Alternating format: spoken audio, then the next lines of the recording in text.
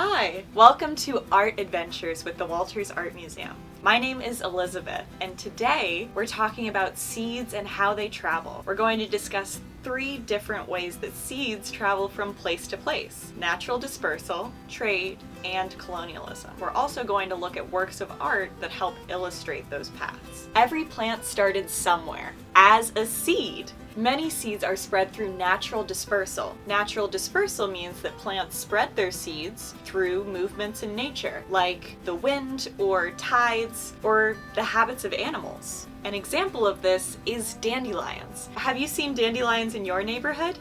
Dandelions create light seeds that catch the wind like little parachutes, helping them to spread far and wide through natural dispersal in North America. Another way that plants spread seeds involves animals. Some plants have seeds with sticky burrs that stick to animals' fur or feathers, hitching a ride to spread to somewhere new. Animals also eat fruit and spread seeds naturally. Another way that seeds spread is through trade between people. Let's use the pomegranate as an example. The pomegranate is a fruit made up of juicy seeds.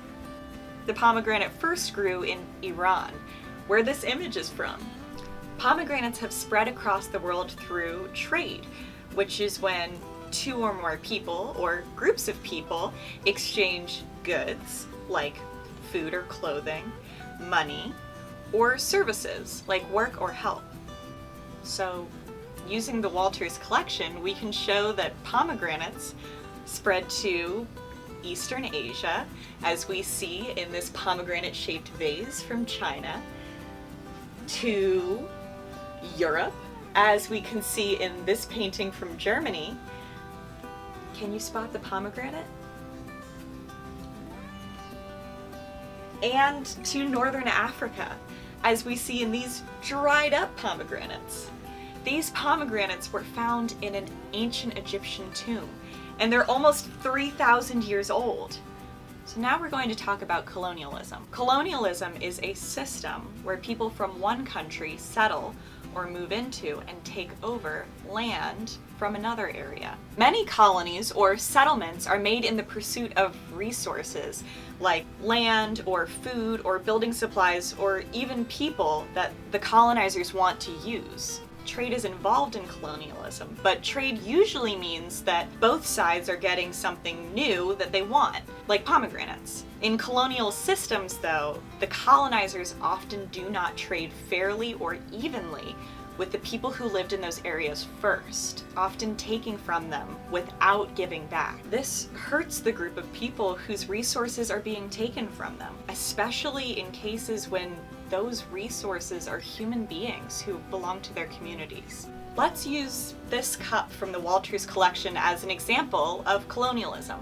This cup was made in the Netherlands, out of silver, but the wooden part in the middle is actually carved out of a coconut. Now, the Netherlands are in northern Europe and not close to any tropical beaches. So how did a coconut get all the way up there? When this cup was made over 400 years ago, many European countries were racing to colonize lands outside of Europe. This coconut is an example of how natural resources like seeds were taken from colonized areas and used to build wealth in other countries. The Dutch East India Company from the Netherlands likely took this coconut from either Africa or the East Indies, which we now call Indonesia, and brought it home with them. Having objects like this cup made from materials from far-off places was a way for the Dutch to show off their wealth, even though much of that wealth was built at the expense of other cultures. So what have we learned today? We've talked about how dandelions disperse naturally on the wind. We've talked about how pomegranates were traded from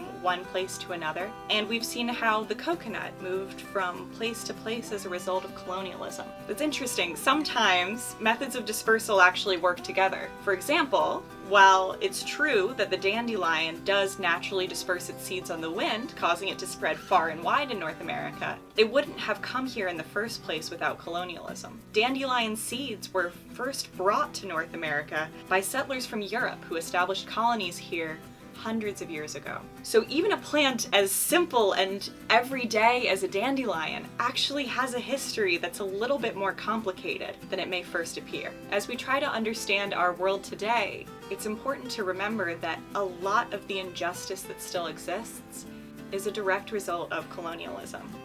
So while seeds can be very small, they can help us ask bigger questions about our world, our history, and what our futures could look like. Continuing to think about seeds and everything they can grow into, Emily is going to show us how we can use seeds to make our own work of art today. Hi everybody, Emily here. The tradition of making art out of seeds goes back many hundreds of years. This tradition of making seed art or crop art is still alive and well in some parts of the country. If you go to the Minnesota State Fair, you are bound to see some amazing images made out of seeds similar to the type of seed art we are going to make today.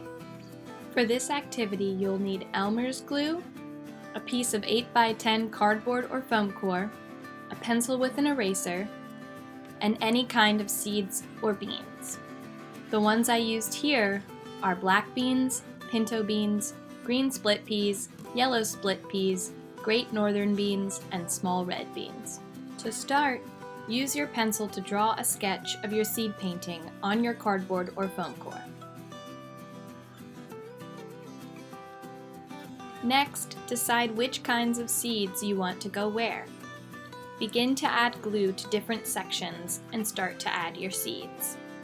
Remember that you need enough glue for the seeds to stick, but not so much that you create a big mess. Continue working a section at a time until your entire cardboard or foam core is completely covered with seeds.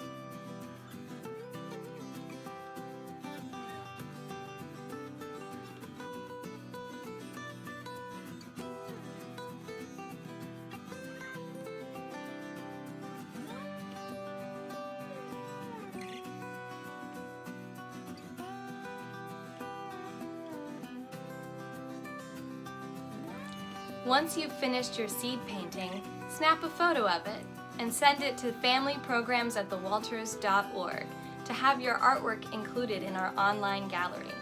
We would love to see your creation. Thanks for watching!